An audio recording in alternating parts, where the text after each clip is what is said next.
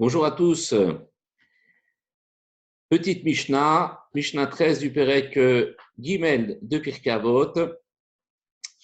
La Mishnah nous dit, Rabbi Akiva avait l'habitude de dire, c'est Chok vikalut rosh, la plaisanterie et la légèreté d'esprit, Margilin et Erva, amènent à,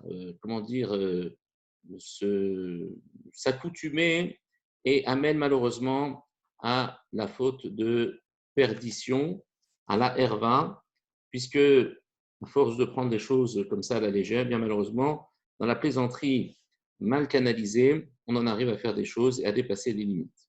Massoret, on verra que c'est la tradition des Chachamim.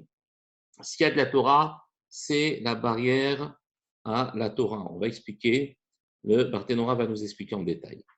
Maaserot, le fait de faire des prélèvements, de respecter les prélèvements aussi à de la recherche, c'est une barrière aussi à la richesse. La personne qui veut conserver sa richesse, eh bien, doit être attentive à faire des prélèvements. Nedarim siag la perishut, les vœux et les abstinences qu'on prend sur soi sont siag la prichout. Ce sont des barrières pour justement se retirer de la faute. La prichout, c'est la faculté de se mettre en avant ou en arrière de la faute, de telle manière justement d'éviter de transgresser, d'aller plus loin. Siag la chorma, quant à la barrière de la sagesse, ce qui permet donc de conserver la sagesse, c'est quoi? C'est shtika, c'est-à-dire c'est le silence. Alors Barthénora nous dit sur la Mishnah Yud Gimel, c'est Chut vikalut rosh margilim la herva. La légèreté d'esprit, la plaisanterie, malheureusement, amène à la herva, c'est-à-dire à la perdition. Pirouche, Arav Rabbeinu Yona. Piresh, Arav Rabbeinu Yona. Rabbeinu Yona, lui, nous explique quel homme Aval Koved Rosh Ve Aïr A. Alors, ça, c'est Tosfot Yom Tov, pardon, excusez-moi, je me suis trompé. Alors, Masoret Siad la Torah. Donc, la tradition des Chachamim, ma Masoret, c'est une barrière à la Torah. Cela veut dire quoi? A Masoret, chez Masrou Lanou Chachamim, la Masoret que nous ont transmis les Chachamim, c'est quoi? Bechaserot, Bitirot, Sheba Torah. Ici, le Barthénora nous dit que toutes les lettres qui sont dans la Torah, et la manière dont les mots vont être écrits, lorsqu'ils ils sont déjà des fois écrits de manière complète, c'est-à-dire avec toutes les lettres et les vav, les yud, etc. qu'il y a, ou des fois, ils vont être chaserot, parce qu'il va manquer des lettres, mais on va les lire quand même, comme s'il n'y avait pas ces lettres, comme par exemple dans mezouza, vous allez pouvoir trouver mezuzot sans les vav, et pourtant on dira mezuzot, on aura juste le même zayin, zayin et le tav. Ça s'appelle chaserot. Et viterot, c'est quand on rajoute toutes les consonnes qui doivent être prononcées. Alors, qu'est-ce que ça va justement, en quoi ça va permettre d'être un siag pour la Torah? M. Geder vechizut la Torah chez Birtav. C'est la barrière et c'est le renforcement de la Torah écrite. Pourquoi? Chez Al Yedehem, car par leur biais, Anu mevinim kama mitzvot echia seotam. On va comprendre pour plusieurs mitzvot, comment pouvoir les accomplir. Pourquoi? Kemo basukot, basukot, basukot. On va trouver 3 fois dans la Torah le mot basukot. Il y en a un qui va être malé, ici, c'est-à-dire qu'il va y avoir un vav, mais les autres vont être chaserim, c'est-à-dire qu'ils vont manquer le vav. Ce qui fait que ici, je vais avoir une configuration de pluriel qui, elle, est évidente, et ici une configuration qui est une configuration de singulier. Ce qui fait que je vais avoir Shnaim Chaserim Ve'echad Malé. Donc celui-là il est malé et les deux autres ils sont Chaserim. Shemimenu Anu Lomdim Le'archir Souka Beshelosh Defanot. Ce qui fait qu'on va en arriver à la conclusion que, étant donné que j'en ai un malé, donc je vais le compter double, puisque c'est un corial qui est exprimé de manière malée, complète. Donc, il va y avoir ici, on va considérer qu'il y a 2 sous-cotes. Ici, il y en a un, ça fait 4 en tout. Si je prends un pour exprimer la notion de scar, il me restera 3 pour exprimer la notion de dofan.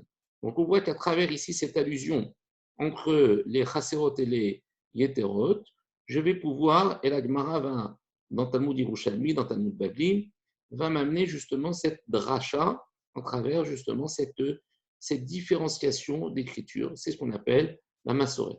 Il y a un autre exemple. Comme par exemple, voici les Moradé Hashem, les rendez-vous de Dieu, Asher Tikreu Otam, que vous appellerez, que vous nommerez, Shenirtav Chaser Be Shlosha Mekomot. Il y a ici le mot Tikreu Otam, vous voyez qu'il n'y a pas le Vav, on peut lire Atem. Au lieu de dire Otam, c'est-à-dire ces instants, vous allez les appeler, eux, eh bien on lit Atem, vous, ça s'adresse au Ram Israël. Le fait que ce soit Chasser, il y a une incidence. Et qu'est-ce que nous dit ici la tradition orale? Elle nous dit qu'à 3 endroits, on retrouve ce Atem ou ce Otam Chasser qui se lit Atem. Les lamed, c'est pour t'apprendre que quoi? Atem afilou shogedim, Atem afilou mezidim, Atem afilou mutarim. C'est-à-dire que c'est vous qui décidez, même si vous êtes de manière involontaire, vous êtes trompé de manière involontaire, ça compte quand même. Donc c'est vous qui fixez les choses, même de manière involontaire. Atem afilou mezidim. Et même si de manière volontaire, vous avez fixé d'une manière erronée la fête, mais vous l'avez fait de manière intentionnelle, ça marche aussi. Atem afilou mutarim. Et même si vous avez été trompé et que vous l'avez fait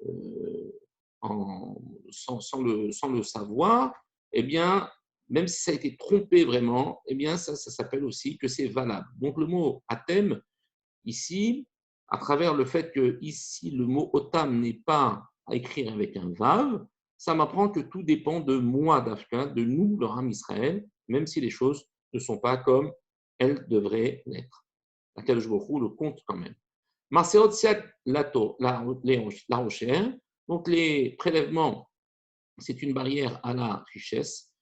Il y a marqué Dirtiv, Aser, te Aser, c'est-à-dire que tu prélèveras, de la dîme, tu prélèveras. Aser, Bishvil, Shetit Aracher. Et l'Agma, dans ma secrète Ta'anit, elle nous dit prélève afin que tu t'enrichisses. Donc, on voit que quoi? Que le Maaser, c'est au contraire la source de la richesse. Nedarim, s'il y a de la prichoute. Les vœux ou les abstinences que l'on prend sur soi, c'est une barrière pour la prichoute, c'est-à-dire pour se retirer de la faute. Bisman Shadam Matril Beprichout ou Mitiare Shelo Yarbo, un homme qui commence à se comporter avec un certain ascétisme et il a peur de transgresser la faute, mais Kabel Alav, Bilshon Neder Sheloya, c'est car il va accepter sur lui par l'intermédiaire d'un Lachon de Neder, de telle manière qu'il ne fasse pas de cette manière ou de cette manière. Valiédé Ken, Hu, Kovesh et Tisro, et de cette manière, il surmonte son instinct. Siag, la Chorma Shtika. Le Siag, la barrière de la Chorma, ce qui permet de conserver la Chorma, c'est le silence. Avant de lire le Barthénora, c'est plutôt évident d'imaginer qu'une personne qui se tait ne paraît pas bête.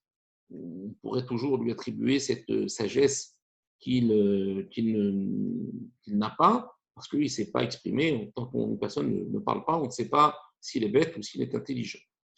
Alors, Bema Anan Kaimin, de quelle manière on accomplit ça? Si c'est se taire en limitant les divrei Torah, mais voilà qui a déjà marqué que c'est une obligation que tu médites la Torah nuit et jour.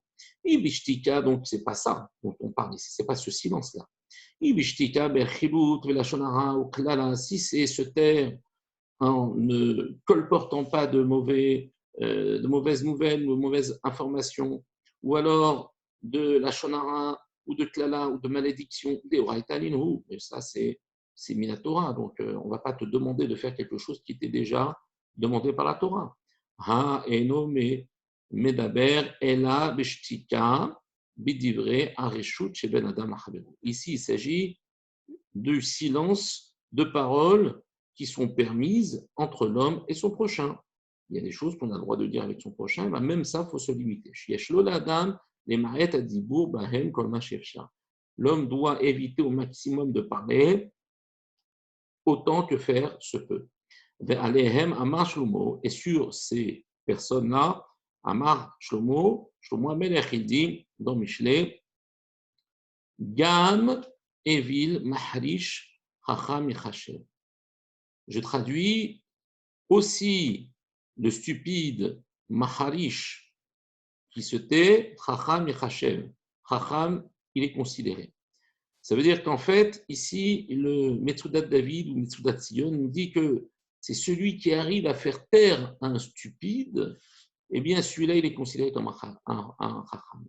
Parce que du fait qu'il l'a empêché de s'enfoncer dans sa bêtise, c'est ça qui constitue la sagesse de cet homme. Donc, en vérité, ici, si un homme veut conserver sa sagesse, il faut qu'il fasse taire au maximum ou sa propre bêtise ou la bêtise de son prochain. Voilà, bonne journée et à très bientôt.